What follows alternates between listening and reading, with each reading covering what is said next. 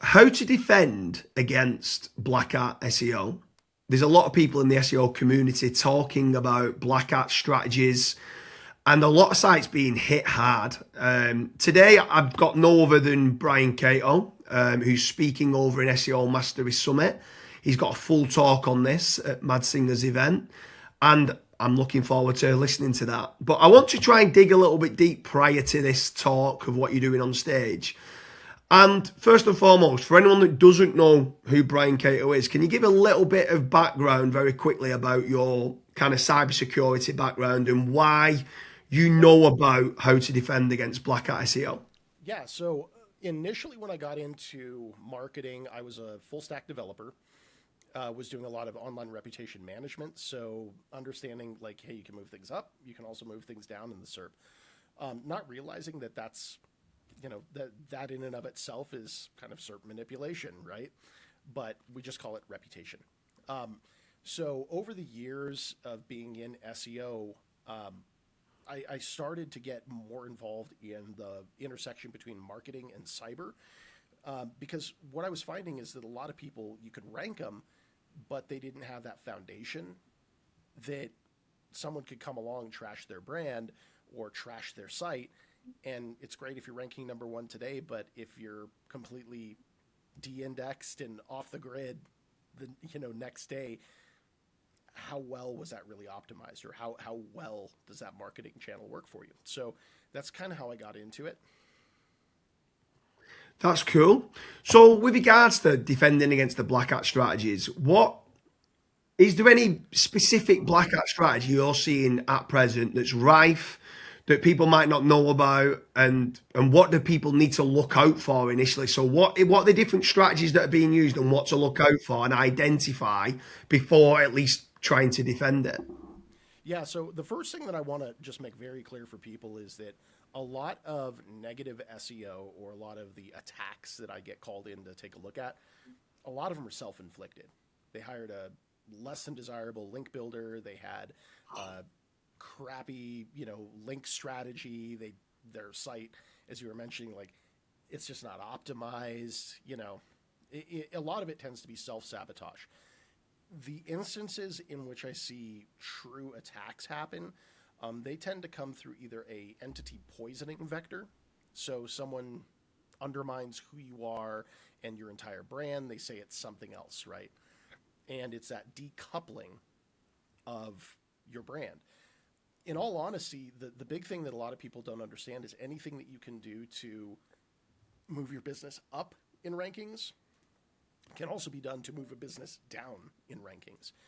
It's all about the implementation. Yeah, for sure. I mean, entity recognition is so important nowadays. Like brand is key, and if someone's then disambiguating against the brand online and trying to make out you're somebody else, I can completely see why that's going to, like you said, bring them down, because that's what everyone's trying to do now with regards to entity recognition. Repeat who you are, repeat what you do, repeat why you're great. So if someone's doing the opposite, it's going to have a negative event. The clarity and the confidence score is going to drop with who you are. And when they don't have that confidence, it can have a negative effect. But what can people do about this then? So how do you defend? Like, I've got a nice brand, I've got a positive brand SERP, I've got loads of positive reviews, testimonials, case studies. I've worked really hard for the last 10 years in building up my entity, and then someone has got a problem with me and they're coming after me, and I want to try to defend against this person that's got a problem against me, who's trying to take me down. How can I defend against that?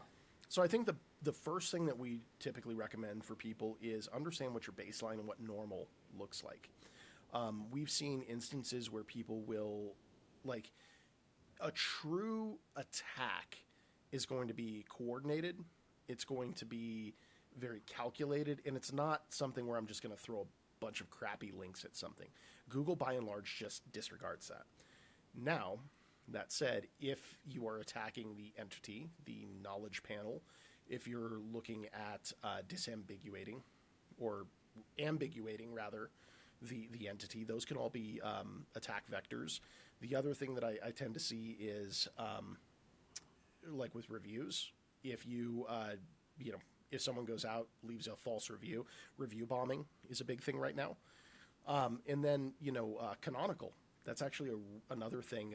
Kind of goes into that whole self-sabotage thing, but I've seen a lot of sites that don't have the proper canonical on there, and that opens you way up for attacks.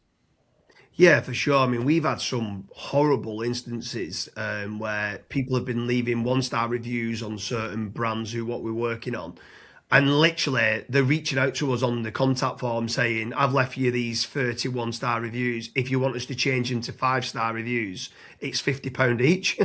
And you're just like, how are these sticking? Like, if I want to try and go and get reviews from real people, a lot of them get taken down and the real reviews.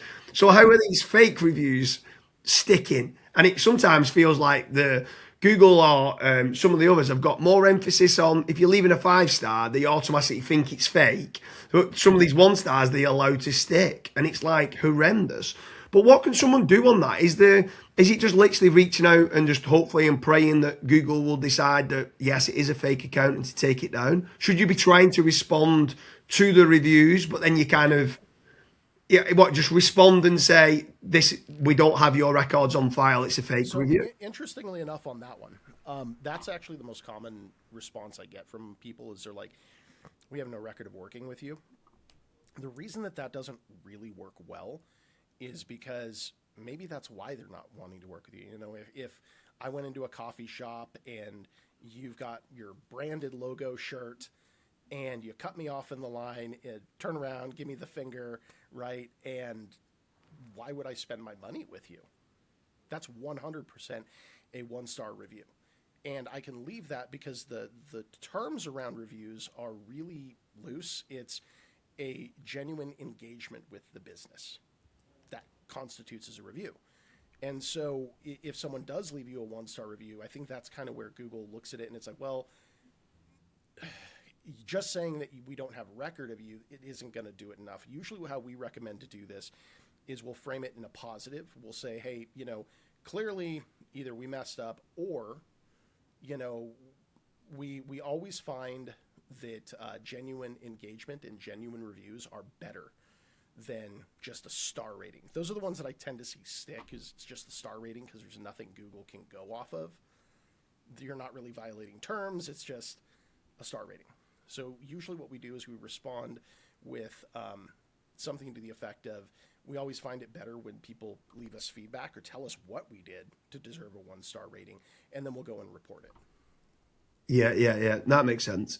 So then what else then? So obviously there about poisoning the brand and stuff like that. And you said there about self-sabotage. So obviously, like you said now, Google are pretty good at ignoring. If someone went and did 10,000 blog comments on GSA or RankX or Money Robot or whatever it is, Google's pretty good at just going, we get it, it's spam, we're going to ignore it. But some of these people that are doing it on PBNs and they're doing an exact match anchor to a money page that looks like something that an SEO would normally do to try and increase rank, but it's on a toxic PBN. What could people do there? Because does the disavow then help you prevent that from passing it, or is it still going to affect ranking?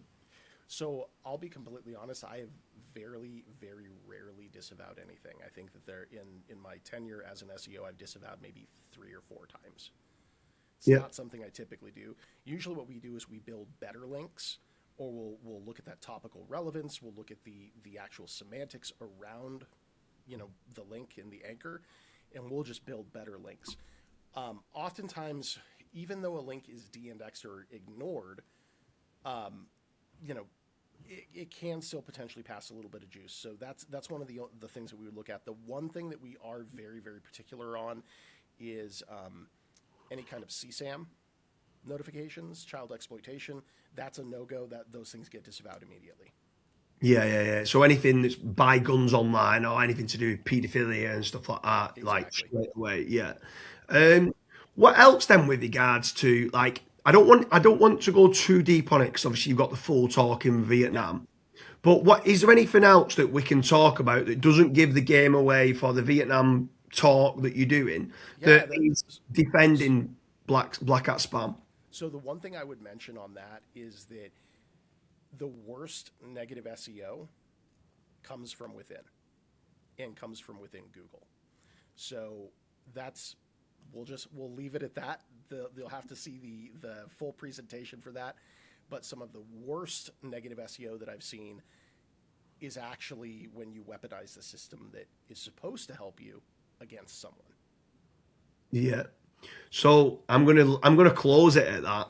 Brian, it's been an absolute pleasure. Anyone that wants to know more about how you could be self-sabotaging without even realizing you could be doing certain things within Google and you don't even know whether it's having a negative or positive impact and it could be harming your site, make certain you get over to SEO Mastery Summit. Brian, it's been an absolute pleasure. And if anyone else has got any questions about black hat strategies, could be about virality and CTR manipulation that's coming through with short clicks with regards to nav boost and certain issues with that, leave a comment on the comment section. Both me and Brian will both be reaching out and responding through to you.